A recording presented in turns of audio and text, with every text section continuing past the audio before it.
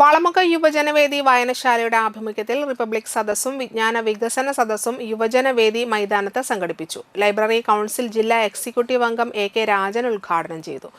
ഈ റിപ്പബ്ലിക് ദിനം മുതൽ ഇന്നുവരെ 28 ദിവസക്കാലം കേരളത്തിലെ എല്ലാ ലൈബ്രറികളിലും വിവിധങ്ങളായ പരിപാടികൾ, അതായത് സാംസ്കാരിക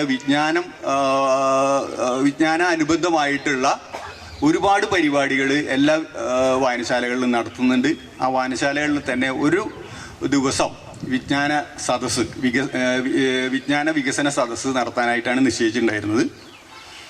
അതിൽ ലൈബ്രറി കൗൺസിൽ ഒരു അതിൻ്റെ ടൈറ്റിലായിട്ട്, അതായത് ഒരു മുദ്രാവാക്യമായിട്ട് വെച്ചത് വിജ്ഞാന വികസനം തുടരട്ടെ, സോദരത്വം പുലരട്ടെ എന്നതാണ്. സംഘാടക സമിതി ചെയർമാൻ KV ഭക്തവത്സലൻ അധ്യക്ഷത വഹിച്ചു. ചടങ്ങിൽ ജനപ്രതിനിധികളായ താന്യം ഗ്രാമപഞ്ചായത്ത് പ്രസിഡന്റ് NA പീതാംബരൻ, ജില്ലാ പഞ്ചായത്ത് അംഗം KP സന്ദീപ്, ബ്ലോക്ക് പഞ്ചായത്ത് അംഗം TB മായ, വാർഡ് മെമ്പർമാരായ MK ശിവരാമൻ, സംഗീത മനോജ് എന്നിവരെ ആദരിച്ചു. കൂടാതെ മുതിർന്ന പൗരന്മാർ, വിമുക്ത ഭടന്മാർ, പ്രാദേശിക എഴുത്തുകാർ, പ്രാദേശിക കലാകാരന്മാർ എന്നിവരെ ചടങ്ങിൽ ആദരിച്ചു. സംഘാടക സമിതി കൺവീനർ PS അമൽറാം, വായനശാല president Bindu Ghosh, secretary KK Ramakrishnan, Usha Suresh, മറ്റ് എക്സിക്യൂട്ടീവ് അംഗങ്ങൾ എന്നിവർ സംസാരിച്ചു. തുടർന്ന് കുട്ടികളുടെ കലാപരിപാടികൾ അരങ്ങേറി.